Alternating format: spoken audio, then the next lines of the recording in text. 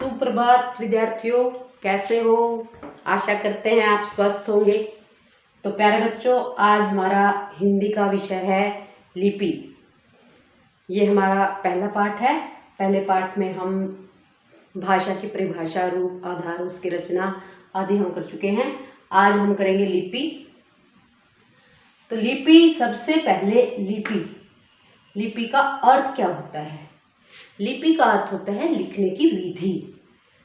लिखने की विधि, हम कुछ भी लिखते हैं भाषा में, जो हमारे स्वर व्यंजन उनको बना के शब्द जो भी लिखते हैं, उसको एक लिखने का ढंग होता है, उसको कहते हैं लिपि।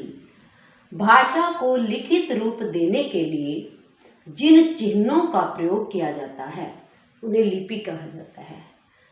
भाषा है, हमें पता है, उसमें स्वर व्यंजन मिलकर कोई शब्द बनाते हैं, उनको फिर एक रूप दिया जाता है। उसके लिए कुछ चिन्ह, कुछ साइन बताए गए हैं, चिन्ह बताए गए हैं, उनका प्रयोग करके हम भाषा को समझ सकते हैं। जैसे हिंदी भाषा है, वर्णमाला में हम क्या लिखते हैं? ए और आ। तो इसका मतलब क्या हुआ कि यदि हम हिंदी भाषा को लिखेंगे तो हमें ये चिन्ह दिए गए हैं। इन चिन्हों की पहचान से ही हम पता लगाते हैं कि ये हिंदी भाषा की लिपि या हिंदी भाषा, इससे समझ आती है इन चिन्हों से। ऐसे ही यदि हम अंग्रेजी की बात करें तो ABC ये चिन्ह है, तो उससे हमें पता लग जाता है कि ये जो चिन्ह हैं ये इंग्लिश भाषा, अंग्रेजी भाषा के हैं। इसकी जो परिभाषा है लिपि की, वो क्या होगी? मौखिक भाषा को लिखने की विधि लिपि कहलाती है। मौखिक, जो हमारे मुंह से निकलती है, मौखिक भाषा को लिखने की विधि ही लिपि कहलाती है। अब अलग अलग भाषाओं की अलग अलग लिपि है। कुछ भाषाएं आप जानते हैं, कुछ भाषाओं की, जिनमें से देखिए, हिंदी, संस्कृत और नेपाली भाषा की जो लिपि है वो कौन सी है? देवनागरी। पंजाबी की है गुरमुखी, उर्दू की है फारसी, बांग्ला की है बांग्ला, अंग्रेजी, जर्मन, फ्रेंच, इनकी लिपि क्या है? रोमन। फिर है चीनी भाषा की जो लिपि है वो है चित्रलिपि। तो ये लिपि के विषय में हमारे जो पहला पाठ था उसमें इतना ही है। आपको इसकी परिभाषा और हर एक भाषा जितनी आपकी बुक में दे रखी है उनकी लिपियों का ज्ञान होना चाहिए। अब नेक्स्ट जो हमारा टॉपिक है वो है व्याकरण। व्याकरण की अगर हम बात करें तो ये किससे बना है? V + A + क्री धातु से। व्याकरण की हम यदि व्याकरण को तोड़कर अलग अलग इनको करें तो फिर हमें व्याकरण का अर्थ समझ में आएगा। वी उपसर्ग होता है, आ + क्री, ये संस्कृत से निकला हुआ है, ये क्री धातु करना। व्याकरण का क्या अर्थ होता है? यदि सामान्य हम अर्थ लें तो व्याकरण का अर्थ क्या होता है कि व्याकरण से हमें भाषा को शुद्ध लिखना और शुद्ध बोलना आता है। परिभाषा में क्या लिखेंगे?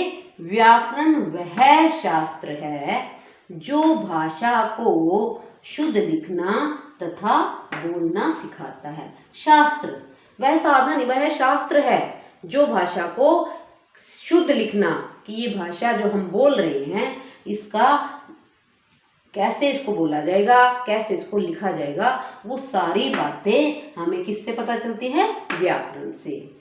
अब इस उदाहरण में देखिए, ये अशुद्ध वाक्य क्या है? माता जी खाना पकाता है। देखियो, माता तो क्या है? स्त्रीलिंग, और यहाँ पर जो क्रिया है वो पकाता। पकाता क्रिया किसके लिंग के आधार पर लगनी चाहिए थी? तो ये जो वाक्य है ये अशुद्ध है कि माता जी खाना पकाता है। इसका शुद्ध रूप कैसे पता चलेगा? वो पता चलता है जब हमें व्याकरण की नॉलेज हो, जब हमें व्याकरण का ज्ञान हो। तो इसका शुद्ध रूप क्या बन जाएगा? माता जी खाना पकाती हैं। क्यों व्याकरण ने निर्धारित कर रखे हैं कि जो लिंग के आधार पर, वचन के आधार पर हम क्रिया कैसे लगाएंगे, उस वाक्य के साथ क्या जोड़ेंगे कि हमें ये साफ साफ पता चल जाए कि ये अशुद्ध वाक्य है और ये शुद्ध वाक्य है। अब व्याकरण के भाग होते हैं। कहाँ कहाँ ये व्याकरण किन किन भागों में काम करता है, कैसे पता चलेगा कि किसी शब्द को, किसी वर्ड को हम उसका क्या देखें कि हमें पता चल जाए कि व्याकरण की दृष्टि से ये शुद्ध है या अशुद्ध है। सबसे पहला नंबर आता है वर्ण विचार। आप फेमिलियर, आप जानते हैं कि वर्ण दो होते हैं, स्वर या व्यंजन। अब स्वर और व्यंजनों के ऊपर भी हम विचार करेंगे, तभी हम उनका प्रयोग करेंगे भाषा में। तो वर्ण विचार में क्या क्या देखा जाता है? वर्णों के आकार। अब आकार, आप कहोगे आकार क्या? जब हम वर्णमाला लिखते हैं तो उनको लिखना कैसे है, उनका आकार कैसा होना चाहिए? जब तक वर्णों की बनावट सही नहीं होगी तो हमारा वो वाक्य या वर्ण हमारा अशुद्ध हो जाता है। देखिए कई बार क्या करते हैं बच्चे, इसको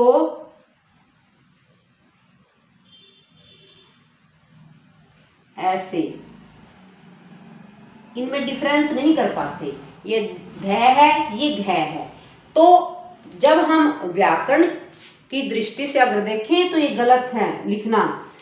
तो व्याकरण ही हमें बताता है कि वर्णों का आकार कैसे हो। फिर है उच्चारण, प्रोनाउंसिएशन।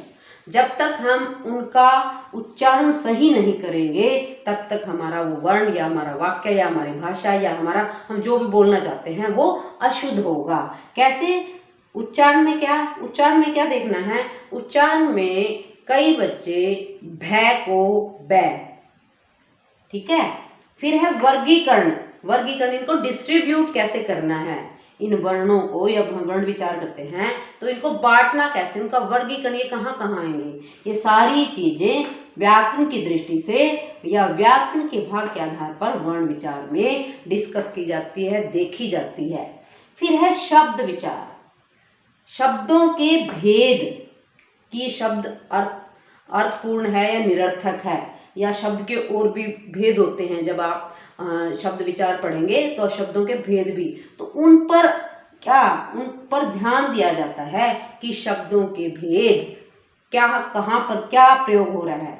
उत्पत्ति होता है कि ये शब्द निकला कहाँ से है, कहाँ से आया है, वो भी देखा जाता है। फिर रचना देखी जाती है, इसमें कौन सा उपसर्ग प्रत्यय कि शब्द की रचना हुई कैसी है, बनावट बना कैसे है ये। और अंतिम इसका जो व्याकरण का भाग है वो है वाक्य विचार। जब हमारा वाक्य, हमारा पूरा सेंटेंस बन जाता है तो उस पर विचार किया जाता है। जैसे मैंने आपको उदाहरण के लिए ये उदाहरण दिया था, तो उसमें क्या करेंगे, वाक्य के स्वरूप, इसका स्वरूप कैसा है, ये कैसा क्या बता रहा है हमें। फिर है विश्लेषण होता है कि हम उस वाक्य पर विचार करते हैं, उसका एनालिसिस करते हैं कि ये वाक्य इस दृष्टि से शुद्ध है या नहीं। फिर है भेद रचना मतलब इसकी टाइप्स, शब्द भेद। कई बार क्या होता है, एक ही तरह के दो शब्द आ जाते हैं तो उन पर की उनकी रचना मतलब वाक्य के हिसाब से उसका मीनिंग क्या लगेगा उस समय, तो वो सारी चीजें हम वाक्य विचार में देखते हैं। तो प्यारे बच्चों, ये जो हमारा पहला लेसन था भाषा और व्याकरण, ये हमारा आज खत्म हो चुका है। इस व्याकरण का मैं फ्लो चार्ट, प्रवाह चार्ट नेक्स्ट वीडियो में जरूर बनवाऊंगी। और आपको करना क्या है, पहले पाठ का जितना भी अभ्यास कार्य में जितने भी प्रश्न हैं और या जो मैंने परिभाषा लिखवाई है, बिल्कुल आप एक तो बिल्कुल डिटेल में पढ़ा करो, एक एक वर्ड पढ़ा करो, आप मेन पे मत जाया करो। कई बार ऐसी चीजें होती हैं, परिभाषा लिखवा दी लेकिन उसमें बहुत सारी चीजें, छोटा सा कोई वर्ड आ जाता है, आप कंफ्यूज हो जाते हैं। तो आप कंफ्यूज ना हो, आप थोरोली स्टडी करो, आप बढ़िया से एक एक वर्ड को पढ़ोगे, आपका जो कंटेंट है, आपका जो विषय है वो सारा क्लियर हो जाएगा। तो प्यारे बच्चों, आज के लिए इतना, आप इसको पढ़ेंगे। आपका दिन शुभ हो। नमस्कार।